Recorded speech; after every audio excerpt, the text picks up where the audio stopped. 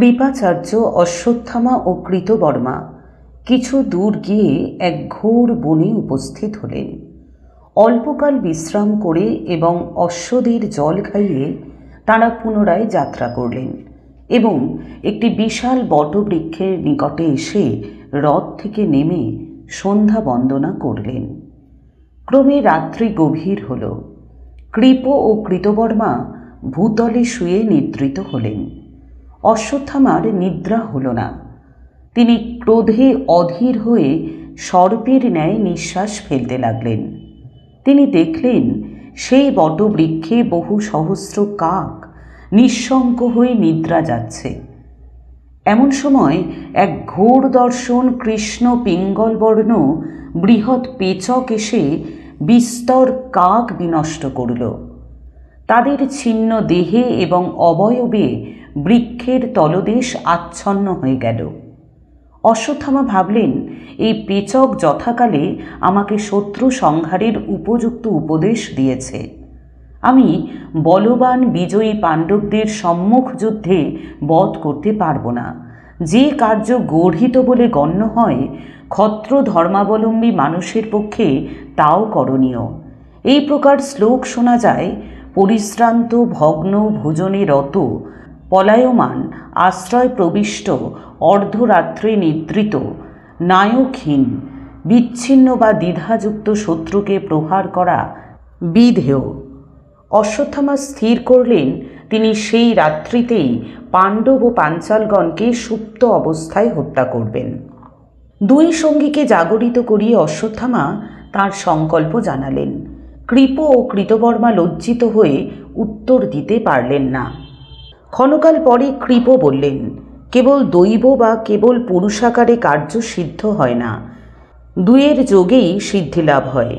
কর্মদক্ষ লোক যদি চেষ্টা করেও কৃতকার্য না হয় তবে তার নিন্দা হয় না, কিন্তু অলস লোকে যদি কর্ম না করেও ফললাভ করে তবে সে নিন্দা এবং বিদ্বেষের পাত্র হয়।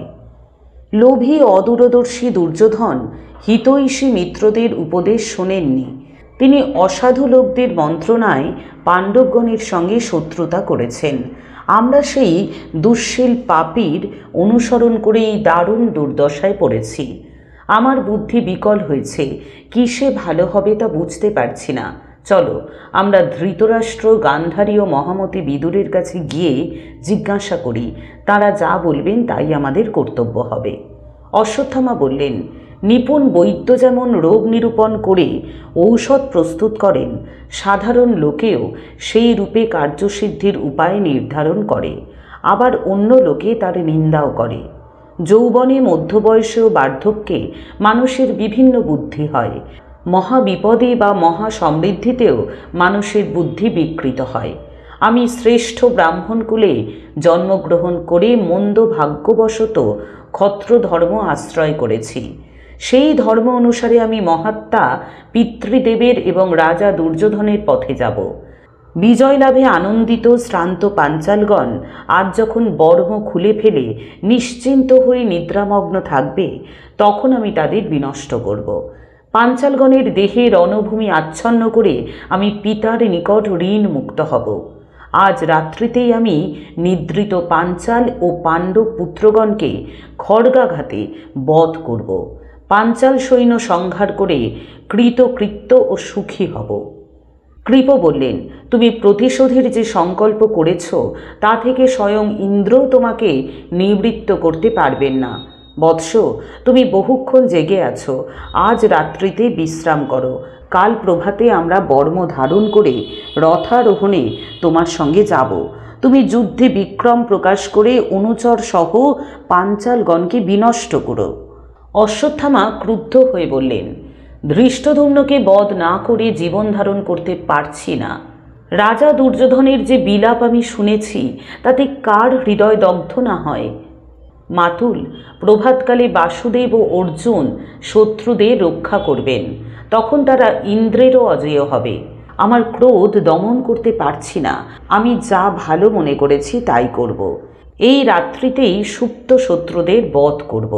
কৃপাচার্য বললেন, সুহৃদগণ যখন পাপকর্ম করতে নিষেধ করেন তখন ভাগ্যবাণী নিবৃত্ত হয়। ভাগ্যহীন হয় না বৎস। তুমি নিজের কল্যাণের জন্যই নিজেকে সংযত করো। আমার কথা শোনো, তা না হলে পরে অনুতাপ করতে হবে। সুপ্ত নিরস্ত্র অশ্বরথহীন লোককে হত্যা করলে কেউ প্রশংসা করবেন না। পাঞ্চালরা আজ রাত্রিতে মৃতের ন্যায় অচেতন হয়ে নিদ্রা যাবে। সেই অবকাশে যে কুটির লোক তাদের বধ করবে সে অগাধ নরকে নিমগ্ন হবে। তুমি অস্ত্রজ্ঞগণের মধ্যে শ্রেষ্ঠ বলে খ্যাত, অত্যল্প পাপকর্ম তুমি করনি, অতএব তুমি কাল প্রভাতে শত্রুগণকে যুদ্ধে জয় করো। অশ্বত্থামা বললেন, মাতুল, আপনার কথা সত্য, কিন্তু পাণ্ডবরা পূর্বেই ধর্মের সেতু শত খণ্ডে ভগ্ন করেছে।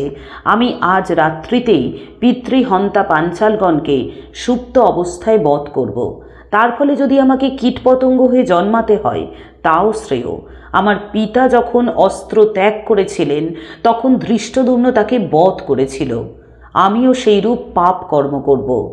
বর্মহীন ধৃষ্টদ্যুম্নকে পশুর ন্যায় বধ করব, যাতে সেই পাপী অস্ত্রাঘাতে নিহত বীরের স্বর্গ না পায়। অশ্বত্থামা এই বলে বিপক্ষ শিবিরের অভিমুখে যাত্রা করলেন। কৃপ ও কৃতবর্মাও নিজ নিজ রথে চড়ে অনুগমন করলেন। শিবিরের দ্বারদেশে এসে অশ্বত্থামা দেখলেন সেখানে এক মহাকায় চন্দ্র সূর্যের ন্যায় দীপ্তিমান পুরুষ দাঁড়িয়ে রয়েছেন। তাঁর পরিধান রুধিরাক্ত ব্যাঘ্রচর্ম, উত্তরীয় কৃষ্ণসার মৃগচর্ম, গলদেশে সর্পের উপবিত, হস্তে নানাবিধ অস্ত্র উদ্যত হইয়াছে। তার দংষ্ট্রাকরাল মুখ, নাসিকা, কর্ণ ও সহস্র নেত্র থেকে অগ্নিশিখা নির্গত হচ্ছে। তার কিরণে শত সহস্র শঙ্খ, চক্র, গদাধর বিষ্ণু আবির্ভূত হচ্ছেন। অশ্বত্থামা নিঃশঙ্ক হয়ে সেই ভয়ঙ্কর পুরুষের প্রতি বিবিধ দিব্যাস্ত্র নিক্ষেপ করলেন, কিন্তু সেই পুরুষ সমস্ত অস্ত্রই গ্রাস করে ফেললেন। অস্ত্র নিঃশেষ হলে অশ্বত্থামা দেখলেন অসংখ্য বিষ্ণুর আবির্ভাবে আকাশ আচ্ছন্ন হয়ে গেছে। তখন নিরস্ত্র অশ্বত্থামা কৃপাচার্যের বাক্য স্মরণ করে অনুতপ্ত হলেন এবং রথ থেকে নেমে প্রণত হয়ে শূলপাণি মহাদেবের উদ্দেশ্যে স্তব করে বললেন, হে দেব, যদি আজ এই ঘোর বিপদ থেকে উত্তীর্ণ হতে পারি তবে আপনাকে আমার এই পঞ্চভূতময় শরীর উপহার দেব। তখন একটি কাঞ্চনময় বেদী আবির্ভূত হল এবং তাতে অগ্নি জ্বলে উঠল। নানা রূপধারী বিকটাকার প্রমথগণ উপস্থিত হল। তাদের কেউ ভেরি, শঙ্খ, মৃদঙ্গ প্রভৃতি বাজাতে লাগল, কেউ নৃত্য গীতে রত হল, কেউ লাফাতে লাগল। সেই অস্ত্রধারী ভূতেরা অশ্বত্থামার তেজের পরীক্ষা এবং সুপ্ত যোদ্ধাদের হত্যা দর্শনের জন্য সর্বদিকে বিচরণ করতে লাগল। অশ্বত্থামা কৃতাঞ্জলি হয়ে বললেন, ভগবান, আমি অঙ্গিরার কুলে জাত, আমার শরীর দিয়ে অগ্নিতে হোম করছি, আপনি এই বলি গ্রহণ করুন।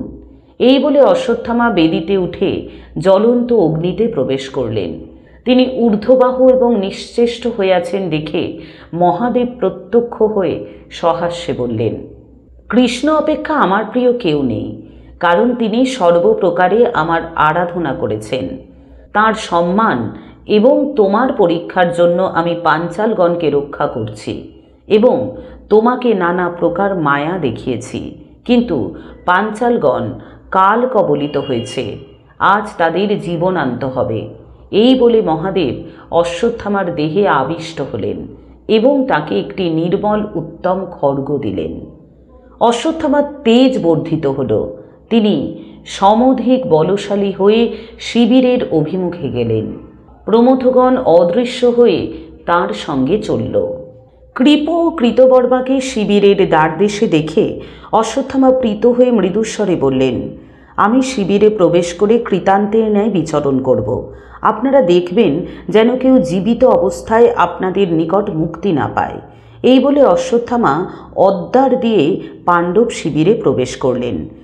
ধীরে ধীরে ভিতরে এসে অশ্বত্থামা দেখলেন ধৃষ্টদ্যুম্ন উত্তম আস্তরণযুক্ত সুবাসিত শয্যায় নিদ্রিত রয়েছেন। অশ্বত্থামা তাকে পদাঘাতে জাগরিত করে কেশ ধরে ভূতলে নিষ্পিষ্ট করতে লাগলেন। ভয় এবং নিদ্রার আবেশে ধৃষ্টদ্যুম্ন নিশ্চেষ্ট হয়ে রইলেন। অশ্বত্থামা তার বুকে আর গলায় পা দিয়ে চাপতে লাগলেন। তখন ধৃষ্টদ্যুম্ন অশ্বত্থামাকে নখাঘাত করে অস্পষ্ট স্বরে বললেন, আচার্যপুত্র, বিলম্ব করবেন না, আমাকে অস্ত্রাঘাতে বধ করুন, না হলে আমি পুণ্যলোকে যেতে পারব না। অশ্বত্থামা বললেন, কুলাঙ্গার দুর্মতি গুরু হত্যাকারী পুণ্যলোকে যায় না, তুমি অস্ত্রাঘাতে মরবার যোগ্য নও। এই বলে অশ্বত্থামা মর্মস্থানে গোড়ালির চাপ দিয়ে ধৃষ্টদ্যুম্নকে হত্যা করলেন। আর্তনাদ শুনে স্ত্রী ও রক্ষীগণ জাগরিত হয়ে সেখানে এলো, কিন্তু অশ্বত্থামাকে ভূত মনে করে ভয়ে কথা বলতে পারলেন না। অশ্বত্থামা রথে উঠে পাণ্ডবদের শিবিরে গেলেন। ধৃষ্টদ্যুম্নের নারীদের ক্রন্দন শুনে বহু যোদ্ধা সত্বর এসে অশ্বত্থামাকে বেষ্টন করলেন, কিন্তু সকলেই রুদ্রাস্ত্রে নিহত হলেন। তারপর অশ্বত্থামা উত্তমৌজা ও যুধামন্যকে বধ করে শিবিরস্থ নিদ্রামগ্ন শ্রান্ত নিরস্ত্র সকল যোদ্ধাকে হত্যা করলেন। দ্রৌপদীর 5 পুত্র কোলাহল শুনে জাগরিত হলেন এবং শিখণ্ডীর সঙ্গে এসে অশ্বত্থামার প্রতি বাণ বর্ষণ করতে লাগলেন। অশ্বত্থামা খড়গের আঘাতে দ্রৌপদীর পুত্রগণকে একে একে বধ করলেন, শিখণ্ডীকেও দ্বিখণ্ডিত করলেন। শিবিরের রক্ষীগণ দেখলে রক্তবদনা, রক্তবসনা, রক্তমাল্যধারিণী পাশ হন্তা কাল রাত্রিরূপা কালী তাঁর সহচরীদের সঙ্গে আবির্ভূত হয়েছেন। তিনি গান করছেন এবং মানুষ, হস্তি ও অশ্ব সকলকে বেঁধে নিয়ে যাচ্ছেন। এই রক্ষীরা পূর্বে প্রতি রাত্রিতে কালীকে এবং হত্যায় রত অশ্বত্থামাকে স্বপ্নে দেখত। এখন তারা স্বপ্ন স্মরণ করে বলতে লাগল, এই সেই। অর্ধরাত্রির মধ্যেই অশ্বত্থামা পাণ্ডব শিবিরস্থ সমস্ত সৈন্য, হস্তি ও অশ্ব বধ করলেন। যারা পালাচ্ছিল তারাও দ্বারদেশে কৃপাচার্য ও কৃতবর্মা কর্তৃক নিহত হল। এই হত্যাকাণ্ড শেষ হলে অশ্বত্থামা বললেন, আমরা কৃতকার্য হয়েছি, এখন শীঘ্র রাজা দুর্যোধনের কাছে চলুন, তিনি যদি জীবিত থাকেন তবে তাকে প্রিয় সংবাদ দেব। অশ্বত্থামা দুর্যোধনের কাছে এসে দেখলেন তখনও তিনি জীবিত আছেন, অচেতন হয়ে রুধির বমন করছেন এবং অতি কষ্টে মাংসাশী সাপদগণকে তাড়াচ্ছেন। অশ্বত্থামা করুণ বিলাপ করে বললেন, দুর্যোধন, তোমার জন্য শোক করি না, তোমার পিতামাতার জন্যেই শোক করছি, তারা এখন ভিক্ষুকের ন্যায় বিচরণ করবেন। গান্ধারী পুত্র, তুমি ধন্য, শত্রুর সম্মুখীন হয়ে ধর্মানুসারে যুদ্ধ করে তুমি নিহত হয়েছ। কৃপাচার্য কৃতবর্মার আমাকে ধিক, আমরা তোমাকে অগ্রবর্তী করে স্বর্গে যেতে পারছি না। মহারাজ, তোমার প্রসাদে আমার পিতার ও কৃপের গৃহে প্রচুর ধনরত্ন আছে, আমরা বহু যজ্ঞ করেছি, প্রচুর দক্ষিণাও দিয়েছি, তুমি চলে যাচ্ছ, আমরা কি প্রকারে জীবন ধারণ করব? তুমি স্বর্গে গিয়ে দ্রোণাচার্যকে জানিও যে আজ আমি ধৃষ্টদ্যুম্নকে বধ করেছি। তুমি আমাদের হয়ে বাল্মীকরাজ, জয়দ্রথ, সোমদত্ত, ভূরিশ্রবা, ভবদত্ত প্রভৃতিকে আলিঙ্গন করে কুশল জিজ্ঞাসা করো। দুর্যোধন, সুখ সংবাদ শোনো, শত্রুপক্ষে কেবল পঞ্চপাণ্ডব, কৃষ্ণ, সাত্যকী এই 7 জন অবশিষ্ট আছেন। আমাদের পক্ষে কৃপাচার্য, কৃতবর্মার আমি আছি। দ্রৌপদীর পঞ্চপুত্র, ধৃষ্টদ্যুম্নের পুত্রগণ এবং সমস্ত পাঞ্চাল ও মৎস্যদেশীয় যোদ্ধা নিহত হয়েছে। হস্তি, অশ্ব প্রভৃতির সহিত পাণ্ডব শিবিরও ধ্বংস হয়েছে। প্রিয় সংবাদ শুনে দুর্যোধন চৈতন্য লাভ করে বললেন, আচার্য পুত্র, তুমি কৃপাচার্য কৃতবর্মার সঙ্গে মিলিত হয়ে যা করেছ, ভীষ্ম, দ্রোণ, কর্ণ তা করতে পারেননি।